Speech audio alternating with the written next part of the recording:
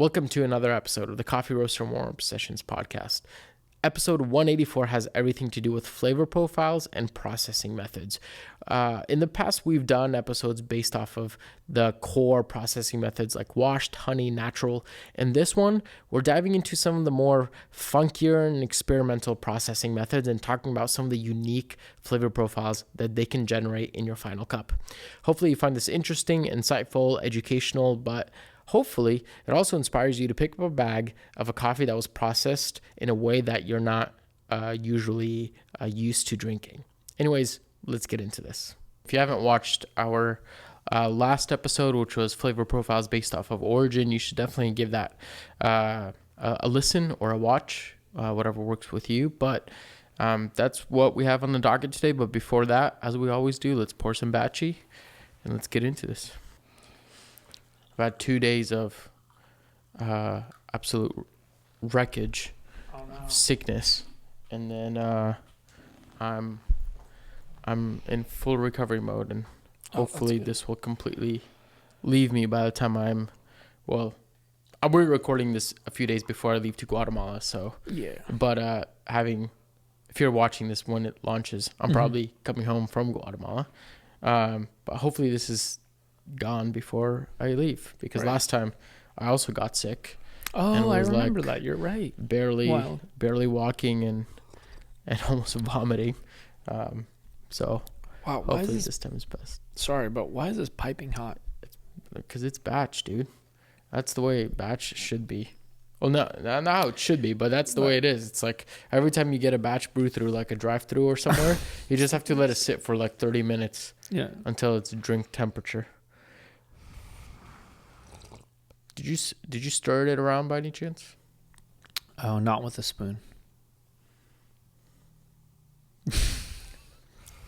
just the disappointing nod. Like, yep. You know, I don't. No, I agree. I've always thought about like why people tell you to stir on brews, especially on pour overs. I didn't really understand that because I thought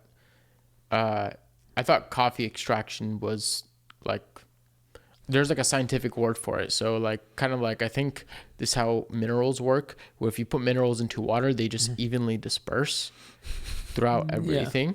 And coffee extraction is almost like that, but the bigger your volume is, at some point, you know, in the beginning of your extraction, you're extracting way more TDS or dissolved solids. More solids. So they're heavier. Yeah.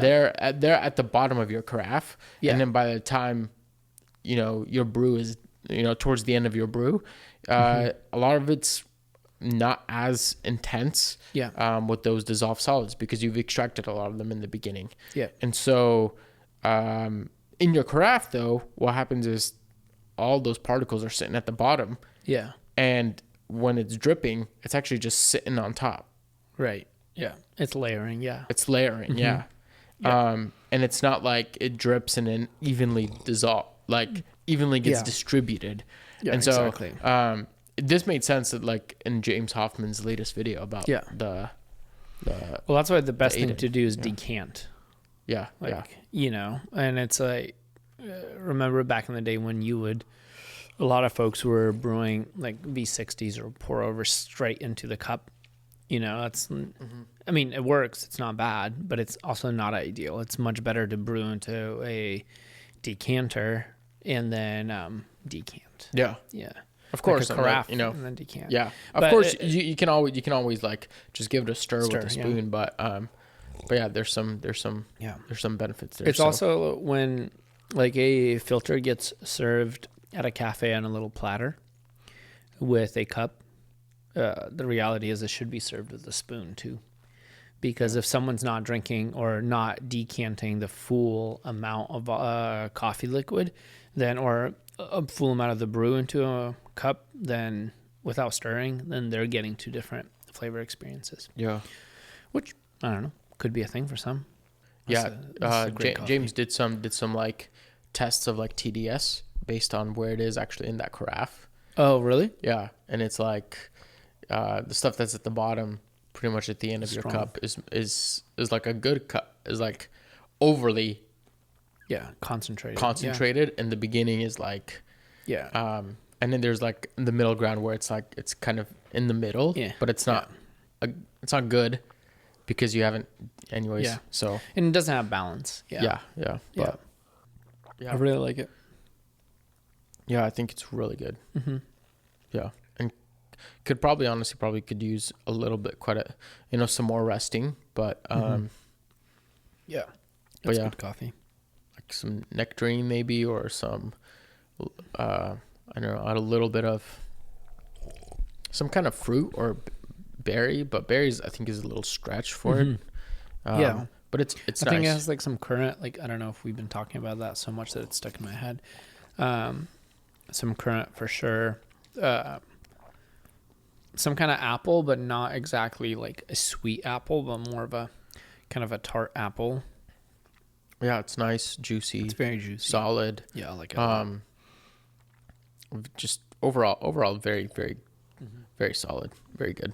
This is a coffee from Heart Coffee Roasters out in Portland. It's a Colombian coffee, fully washed. It also has like some guava on it. Yeah, slightly tropical as well. Yeah, it's really solid. I mean, this is just, I think I would call this like a good green find and a good roast, like a really solid roast actually. Nothing too funky off of it, and it's also fairly light, which I love when, I'm becoming more and more of a fan of lighter coffees. But I love when somebody can go light but still maintain like flavors that you're not like searching for, you're not begging for, you don't have to like extremely push like extraction just to get a little tinge of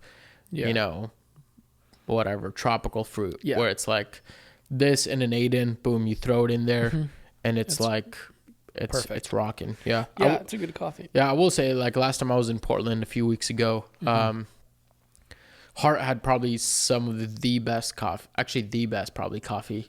Wow. Out of all the cafes I visited a handful. And their batch brew was so dialed in. It was obnoxiously good. Like stupid good. With really solid generically processed coffees. Not like these, which we'll talk about right now, not like anything experimental, not anything bonkers, but just, excuse me, folks. Just nothing insane, super clean, very well roasted, juicy, vibrant, flavorful, dialed in on batch. Like it wasn't even a pour over, and it rivaled probably most pour overs I get in shops. It was the most exciting experience ever, because I was like, great, like, and batch brew didn't cost $10. Yeah, that's a plus. You're getting insane. Yeah, that's a plus. Yeah. Needless to say, I was very impressed. I think after that I was like, okay, Heart's probably a little underrated. I mean, they're well known, but dang.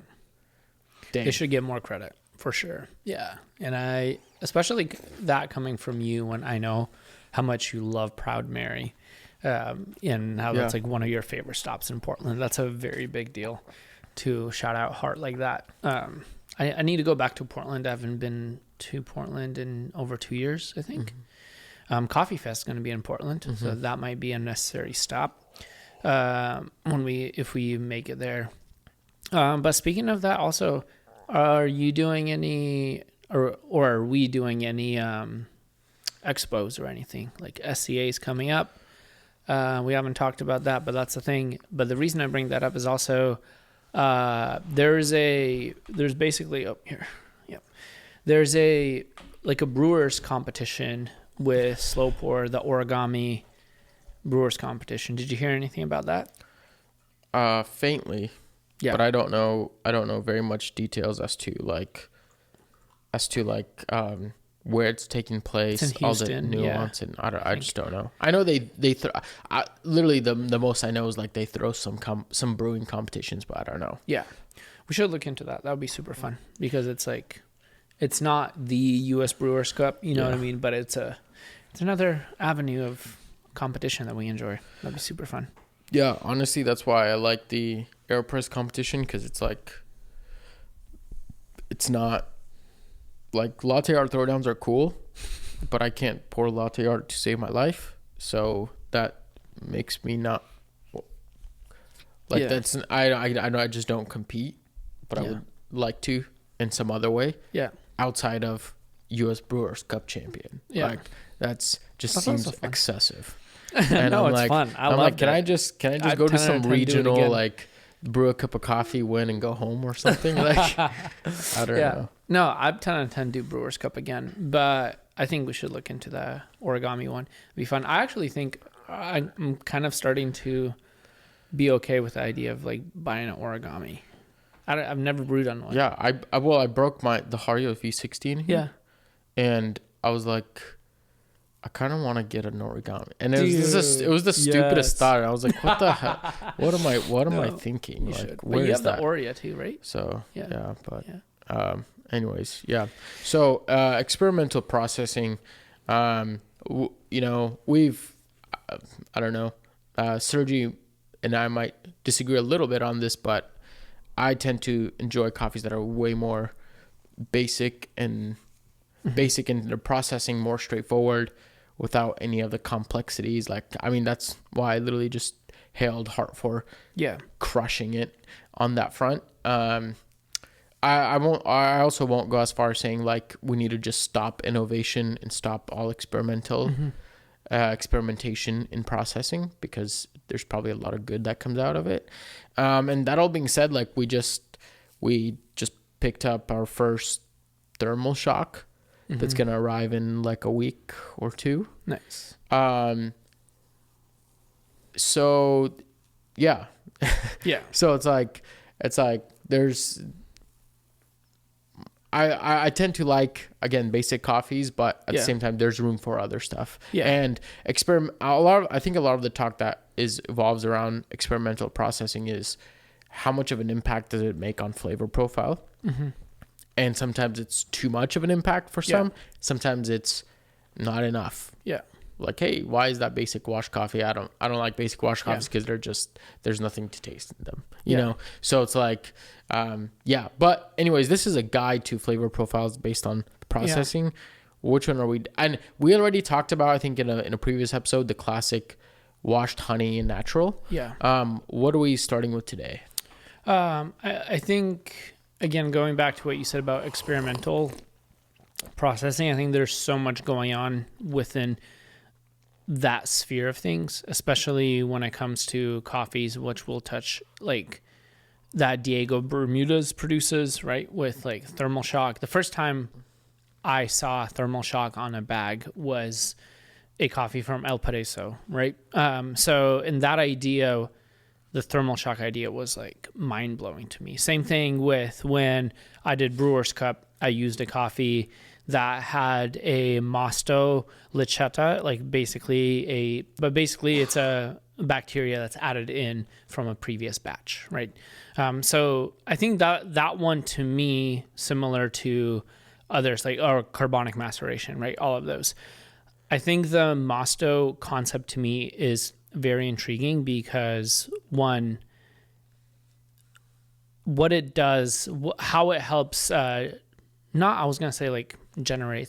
really help generate flavor, but how it helps basically reveal the flavor in the coffee is very unique. And this is where, we also have to talk about some people considering that a co-ferment, or because it has another form of yeast or bacteria added into the fermentation tank. But what it does to flavor is it literally helps the cherries ferment properly without over fermenting. Basically what happens is you're removing a bacteria from a previous, so it's not a foreign, technically, like a flavor. Like a lot of... What process is this? I guess it's not technically a process, it's a method of fermentation.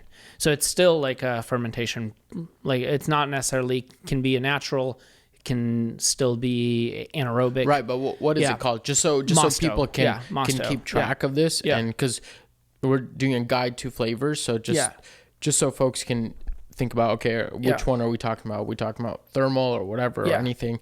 Which one is this? But it's the idea of the Masto. It comes from a wine processing method, right? But basically what happens again is you bring in a little bit of that yeast and bacteria from a previous fermentation into the current fermentation of the coffee that you're going to be processing. And it really impacts the flavor because it allows you to, again, that's a method of control and speed up fermentation in the beginning. So I think that one, to me, the reason when I know that about a coffee, it hits a spot in flavor because I use that coffee in competition. The Macava coffee was fermented that way.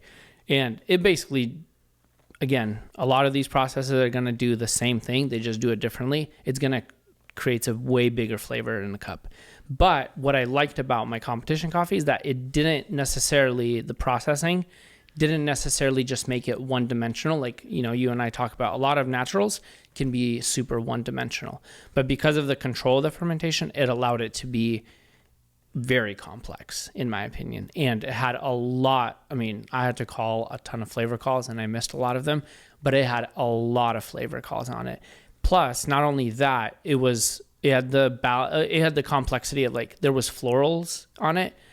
It had, like, quote unquote, like, winey flavors, but I don't want to say boozy because that can be misinterpreted as like, oh, you just all fermentation and no flavor. But it was like, literally one of my calls on that coffee was like a young crushable wine because it was clean, it was still crispy, had big flavors. But then it also produced flavor. It had flavors of like cherry, some of the bigger flavors like Swedish fish, right? So there's such a range of flavors and acidity in that coffee, and that method of fermentation helps develop those flavors. Mm-hmm. And by the yeast stuff that Sergi's talking about is they're taking some of the bacteria that comes from like previous coffee cherries. Yeah. So if they had a harvest, they processed it, and then they took some of those cherries, leftover cherries, and they took some of the yeast off of some of the bacteria off of those cherries and utilized it as like Kickstarter to grow essentially this yeast or this fungus so that it could ferment and react with the cherries in the tank or whatever it is. So it's literally taking stuff from a previous cherry harvest and using that as a way to kickstart fermentation. And the benefit there is, like Sergi said, like it's very controlled. It's not like which naturals could do that too, but naturals is more kind of like it's outside. It's traditional naturals. Traditional naturals, and you're kind of course you're still checking up on it, but it's not as you're not controlling every single variable. So so if somebody like reads about a coffee on a website, they see that it's using this Masto fermentation. What's kind of the flavor profiles that they should expect from a coffee like that? Just a lot.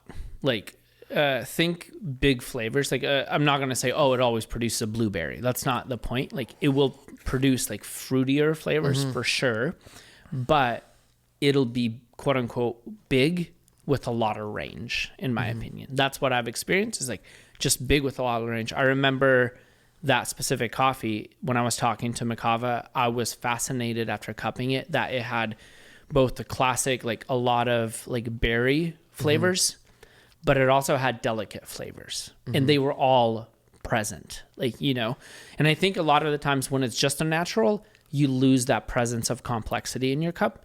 It sometimes becomes very punchy with one flavor, and then everything dies off because that big flavor, like especially like a classic, if you get a very big grape jelly flavor, for me, at least for me, it shuts off the other flavors in the cup. This had that, but it had range. And I think that's due to, as far as I understand, it's due to that controlled method of fermentation with that kickstart. On top of that, let's get into some thermal shock stuff. I think Diego coined this or made this popular and created this whole process. What's thermal shock? I remember Alex explaining this to me on one point. It's basically, this is a very simple and maybe a cheesy example to understand how thermal shock works. But if you're cooking pasta, especially let's say you're making some mac and cheese and you're boiling your pastas on there, it hits the right, you try it, you're like, oh, okay, perfect. That's the right texture. What you do is you transfer that, you drain it, and then you want to cool it down with some cold water so that it doesn't continue cooking, doesn't sog out.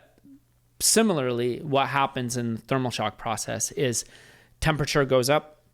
And the reason and I heard this from Diego, is like the reason that you warm up the tank first before you cool it down is you're trying to expand the silver skin and everything so that all of that pressure is actually, and all of the flavor that you're developing through fermentation is actually going to the bean.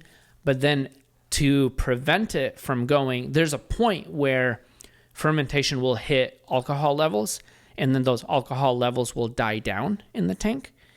So to prevent it from getting vinegary, we've all had a bad anaerobic coffee that tastes vinegary, almost like kombucha-like. To prevent that, but maximize the fermentation, you dump it in cold water or you cool it down. And then that halts fermentation and stabilizes the coffee without losing much and without letting it over ferment, right? So that's like the basis, very simplified version. Of course, there's so much more going on because there's so much being developed in the fermentation tanks. But that's kind of the basis of it. Yeah, I think thermal shock is the thermal shock. I mean, that term itself is talking about Heat. That temperature difference, but that alone is probably not gonna create the flavor profile that we assume with thermal shock. Yeah. Like just because you heat something up and then put it into cold water, it's not going to produce that. So there's a lot of stuff that's happening outside of thermal shock, but paired with the thermal shock, I think it implies that, hey, there's some fermentation that is happening already in a tank, and we're trying to, like you said, like ramp it up to max capacity and then stop it right at once, so that we can hold on to some of the stuff that we've been working on in our fermentation. Right. And a lot of like Diego's, from what I've read, and I think, if I'm not mistaken, that whole fermentation process, which he uses, yeasts to kickstart fermentation, to get the ball rolling with that, is a big part of it. And then the thermal shock. And, I know we just, like I said, like we just picked up a thermal shock here.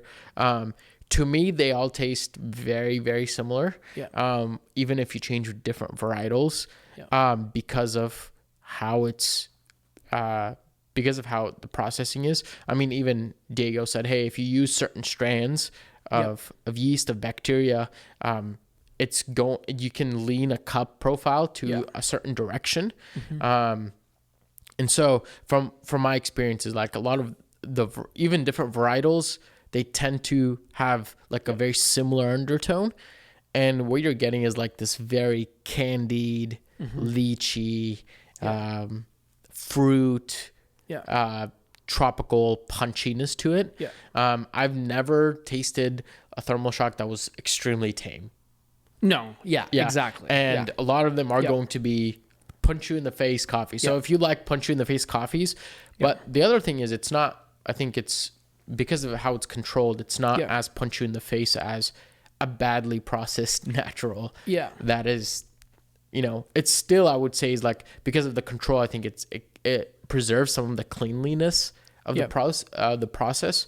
But it's not going to be something that is just tame. I don't know what other way to put it. It's going to be a wild flavor exactly. profile. And so the big part, I think, with this whole conversation is there's kind of almost like a divide, right? We used to absolutely be fascinated by natural coffees, and most people that start their journey are fascinated by that big blueberry flavor in a Ethiopian coffee, like we talked about. And a lot of the times it is a natural. We're fascinated by that in the beginning. Why? Because you don't get to taste that in your Folgers cup. And if you're diving into a specialty coffee for the first time, those coffees will fascinate you because they're so in your face. the longer you stay in the industry, the more bored you get with that. Because like I said earlier, you tend to be like, okay, yeah, I get it. It tastes like blueberries, but I kind of want more, right? Yeah. So a lot of the times people gravitate towards liking more complex, quote unquote, clean, crispy wash coffees, which is super dope. And I think for me, I'm also like, yeah, I love the clean, crispy, complex coffees. But the reason like I'm also still to this day in love with Diego's coffees and with coffees that are processed the way Diego does, especially with thermal shock, those coffees kind of bring me back. It's almost like a nostalgia of a like flavor punch to it, but also it has the complexity, the structure of a washed coffee for me. So it's not quote unquote one dimensional like a natural should. And that's why I like thermal shock coffees. There's still definitely different kind of complexity if we're talking about complexity in a washed coffee versus this coffee. They're not the same complexity, but it's much better. And then again, like not even if coffees are going through this processing and and thermal shock is being used in the processing method, that doesn't mean that all of those coffees are identical. They do have similarities. I agree with you. But even if you take Diego's, like the classic Diego Bermudez coffee, Luna Bermudez, or what's that one coffee? It tastes just like grape jelly. That's if you take those coffees, they don't quote unquote all have the same flavor profile or quote unquote have the same flavor notes on the bag. Yeah. They just have a very distinct similarity to them. Yeah. Sorry about that rant, but you know. I think they definitely do a very distinct similarity to them. Yeah. Not the same, but I mean to me it tastes way more similar than they do different. Yeah. But regardless, and then we have carbonic maceration, which is kind of a funky one. Another wine thing. Yeah. Yeah, which is I don't know, it's kind of it's a mixed bag. It's kind of a process with fermentation, but if you think about it, you're kind of not. Yeah.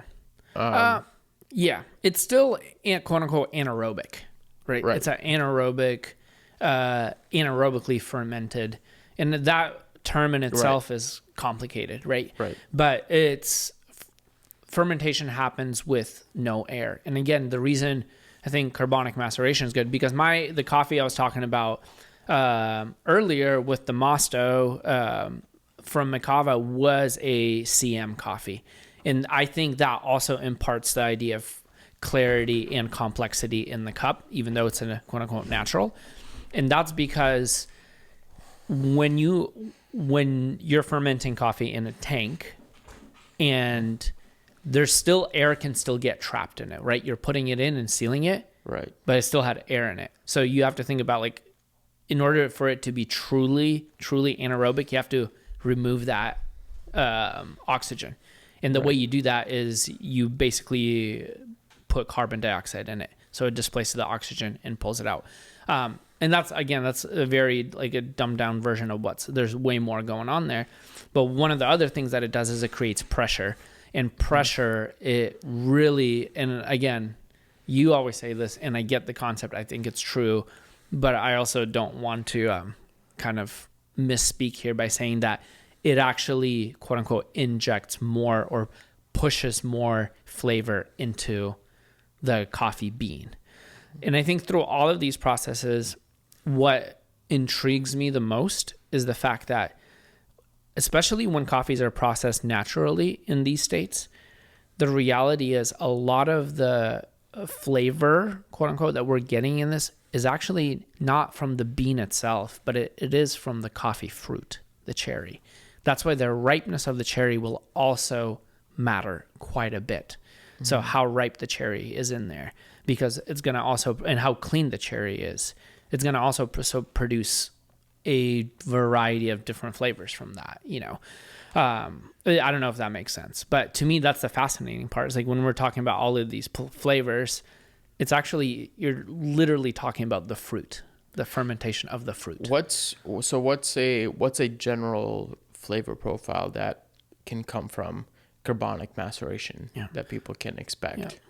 Again, I would say like, especially like, we should probably talk about varietals too, but especially if it's a geisha, it tends to help retain that, again, that delicacy of a geisha with a lot of big fruit notes. And I mean, with the coffees that I've had, a lot of the times it wasn't just fruit, like just a bunch of berries, like tropical fruits, like a lot. And that, again, is still coffee dependent. Like, I don't want someone to hear me like, just because it's a CM, it's going to have pineapple on it. Not saying that. But I'm saying like a lot of the times it helps develop that acidity in that way.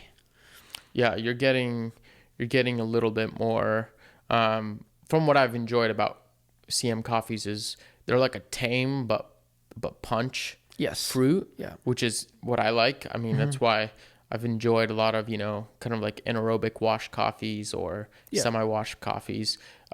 It's just like, it's a very clean, managed, controlled flavor profile. It's not whack. Yeah. It's very clean, crisp, but it puts an accent on some of those fruitier flavor profiles, which I think is, that's the stuff I like. So I don't know. Totally. But yeah. And then the other thing with CM coffees, I've also heard a lot of people talk about them like CM coffees are actually really hard to process. Like, that's one thing. You have to have the right tools and you have to understand the science behind it if you're processing those coffees. Like, I don't process coffees. I don't understand everything about it. From what I've gathered is like not all coffees that are just in a tank are CM. And I've heard that thrown around. Oh yeah, it was fermented in the tank. It's a carbonic macerated coffee. No, because you have to have carbon dioxide to macerate the coffee. Without carbon dioxide, it can just be anaerobic in a tank, but it's not necessarily ACM coffee, if that makes sense. And maybe that's common sense for everyone, but I've just heard it talked about and I'm like, well, it doesn't seem accurate to me. Well, folks, that's your, in a nutshell, guide to some of the common experimental processing methods and some of the flavor profiles that they produce. Hopefully this was helpful and insightful. Keep an eye out for some fun new coffees dropping on Premier that you might be able to sip on and listen to this podcast and kind of draw the lines and connect the dots. But thank you so much for listening to another episode of the Coffee Roaster Warm Sessions podcast. As we always say, remember, reflect what's good.